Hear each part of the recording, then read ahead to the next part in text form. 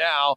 Oh, how great was that? Joining us now on the right to the guest side, MLB host reporter from the stadium, being the field, Chase Field, Jody Jackson. Hey, Jody, how are you? Yeah, you enjoying this ride? Oh my gosh, it's been awesome. It's great. You can probably hear it's a little loud in here. Everything's louder in the postseason, even batting practice. So the Phillies are taking batting practice right now. The Dbacks just came off, and what a night, what a day. I guess it was a day game, and what a ninth inning. I was driving out of the stadium thinking that was a really awesome bottom of the ninth, dramatic build, and it was the second best one that I had ever seen live, though, because I was in the building for Mariano Rivera and Gonzo's walk-off. So definitely some similarities there, just to build an inning against the closer. And what a moment. What a great moment for the team, for Ketel, and most importantly, of course, to get them back in the series. Yeah, and the fan base, too. I think the fans, I love it. I mean, everybody's talking about it. It's kind of cool that everybody is just, hey, did you see that? Where, it's one of those things you remember, right, where you were and things of that sort. Hey, I want to ask you being at the game, Jackson, our producer, just showed me a picture. Snakes alive on the seats? Is that what we're going to see tonight? That's funny. I was just talking to Teo Mackey of the AZ Central group, Arizona Republican. I don't see that anywhere. I don't know if that was just in one little segment or. Okay. I did see the picture of it on the internet. I don't know if it's in the outfield. I'm looking around right now. I'm literally scanning the whole field, and I don't see any snakes alive, but I can't find every seat here. So yeah. I'm not sure if it's out there somewhere, but that was a fun idea. Snakes alive. Yeah, Jody, looking at that game yesterday and just the huge moment for one Brandon Pfaadt. I don't know if people can realize this rookie, what he did yesterday was somewhat quasi-history for this must-win as a rookie, and to come as far as this young man has come this year. Oh, yeah, no question. He's had some rough patches this year, but yesterday was just another step in his maturation, and it just shows you, I mean, there's some analysts today on TV and radio talking about how his stuff is maybe better than anyone on the Dbacks staff, and it's because he executed his pitches. Merrill has good stuff, Zach Gallen has good stuff, but they threw some balls a little too close to the heart of the plate that were crushed out of the ballpark. Now, whether that was because they were on the road or they were rattled, I don't know. But Brandon Pfaadt had it all going in front of his home crowd, and he's had it's interesting to me, he's had the 2 home games, and that's probably been beneficial for him. But I don't know if he's locating those pitches with the stuff that he has, he's going to be great. And he's got the fastball, the sweeper, he could throw a sinker. He could throw a number of different pitches and keep guys off balance. But most importantly, he was surgical with keeping it off the heart of the plate. And, it helped that these guys hadn't seen him, but he was really good. He didn't walk a batter, 9 strikeouts. He did it in a way that he wasn't having any traffic on the bases. He took away their mojo yesterday. Now, the key is how to keep it away from them, but he did this team a huge service yesterday, and I know they're all looking around at him and saying, man, Brandon Pfaadt, you're a stud. You really came up big in that game. It was interesting during the broadcast that you may have seen this later. You were at the game, I was not. Ron Darling, of course, the color commentator for the TBS broadcast, after he struck out Schwarber in that first inning, called it 3 Hall of Fame pitches. I just thought that's a bold statement. 3 Hall of Fame pitches. Ron Darling's a pretty good pitcher in his day. Yeah, I mean, when you think about what he did, that's huge. And for Brandon, it's confidence going forward. It's confidence in this moment. He's just, imagine just starting your career, come into the NLCS. And, first of all, what he did against the Dodgers, but, yeah. They weren't as hot as the Phillies are. But so he's really proving himself on a big stage. And I'm sure that meant a lot to hear it from different guys. Dan Plesac was the guy I saw on MLB Network today saying, he's got great stuff. And so he's really impressed a lot of people. And, the Dbacks wouldn't have drafted him if they didn't know this and really target it. They've seen him through the minors. Mm-hmm. When he came up, a fastball, when he throws too many fastballs, kind of like Ryan Nelson as well, but the stuff is obviously different. When you have to throw the fastball, so much that you can't get them off of the fastball with your breaking pitches. You know, you become very one-dimensional. Now that he's not doing that, you're really seeing the kind of talent that he has. And before we move on to tonight's game, Jody, just one last thoughts on Ketel Marte, 3 for 5 with the game-winning RBI. Talk about this young man in that clubhouse, how instrumental he is as far as like a quiet leader, and how this was really, I think, deserving for him to come out and for all of America to somewhat see how good this ball player has been with this Diamondback team.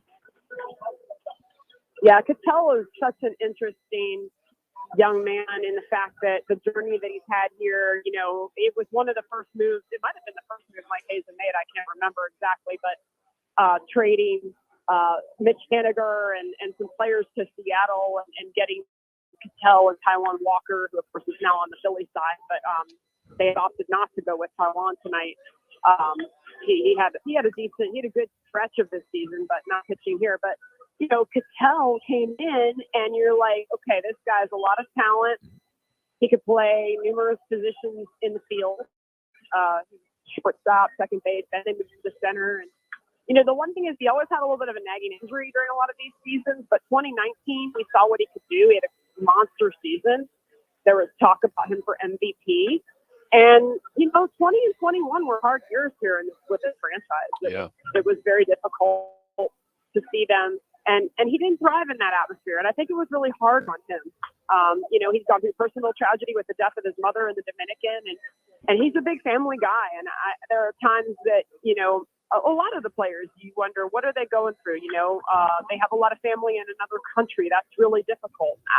I think the season can be very much of a grind for really all players. But Ketel, you know, he has stayed strong this year and been really focused. And I think he's more dialed in than before. I think he realizes he's a leader on this club. I think he realizes that people look to him. And he's wanted to say, ever since back in June when he said, we're going to go to the playoffs, I'm tired of this losing, meaning the previous years, you know. And I think everyone saw it turn the corner last year, and he's really stepped up in another. I know I've used that cliche, like stepped up, but it's really what happens. And whether you mature at age 25 or 28 or 30, you know, and Ketel is taking that turn, and I'm happy for him. I'm so happy for him to get the spotlight in a game like that. I saw someone write, you know, channeling his inner Luis Gonzalez. So, but he's in the history books now as one of only 3 players to hit a walk-off in the postseason for the Dbacks. Womack, Gonzo, and Ketel Marte, and he provided a moment for fans across the country, Dbacks fans, baseball fans, in a great game yesterday. He provided that moment that lifted his team, and he's going to be remembered for that forever. That's a good way to put. That's a great way to put it. It was definitely a moment. Jody Jackson joining us here, Rock Manuch, Fox Sports 910. Jody, it's easy for us to be an armchair GM, right? We do it in football with our fantasy, but when it comes to baseball, you know, here tonight, the Diamondbacks are, you know, it's bullpen by committee. You're starting with Manaply, and it's unfortunate that they're in a situation where they don't have a fourth starter. Are you concerned that you know this Philly team is stacked, as you know, can really go after these guys? Well, you know, I think yesterday fought, as I already discussed, you know, really kept them off balance. They hadn't seen him before. Yeah. You know, Gallen and Kelly, we all know these guys are quality pitchers. But Gallen really struggled, and Kelly was okay. Kelly was fine. Made some mistakes, but he was okay. So, you know, these guys can attack, I think, guys that they know. And so they've seen these bullpen pitchers to some extent, right? They've seen Manaply, and depending on the batter, you know, Harper, and all the lefties have seen, like, Manaply, Kyle Nelson. I don't think, you know, obviously Sal Frank is new for them, but I think it could be okay, guys. You know, I don't think I'm being too rose-colored glasses here to say that there's a path to a win through the bullpen game. I think there really is. Because we saw what they did to guys that they were going through the lineup 2-3 times with Gallen and Kelly. And so they can give different looks. They can match up different ways, but it's going to come down to how, you know, if these guys in the pen make their pitches. Now good news is they've been doing that for the most part.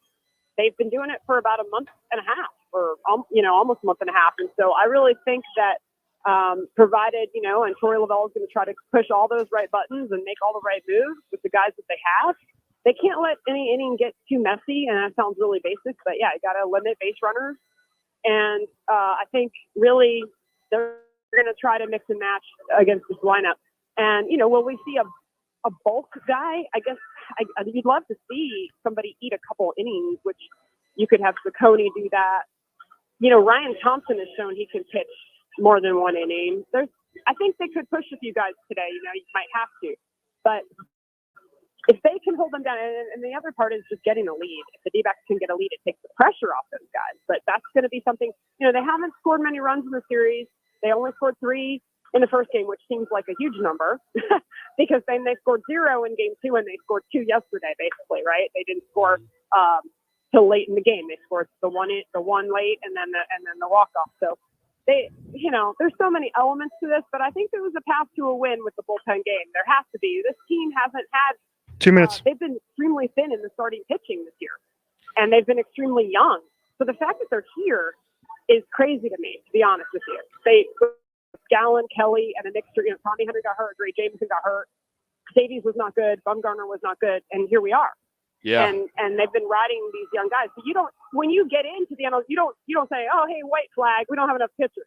No, you just go and throw some guys out there, and you honestly do all the scouting, do all the game planning, and hope for the best. And so far, so good. Yeah, absolutely. It's a good point. I mean, we'll see. I hope you're right. We all do. And hey, Jody. I know. I hope I'm right too. Yeah. Hey, we know you're working tonight on MLB.TV. We thank you for joining us on a game day, especially in the postseason. So thank you so much, and we hope to catch up with you, talking next week as we'll be looking ahead, hopefully, for some more postseason baseball. Thank you, Jody, as always. Rock minutes. Thank you, guys. It's Jody Jackson, Jody_Jackson on Twitter, live from Chase Field. Nice enough for us to join us as the D-backs get ready for Game 4, 5:07 first pitch. And it's going to be another big game. I hate saying must wins because I thought yesterday was a must win. Oh, had to be. Hands you had down. to get that, yeah.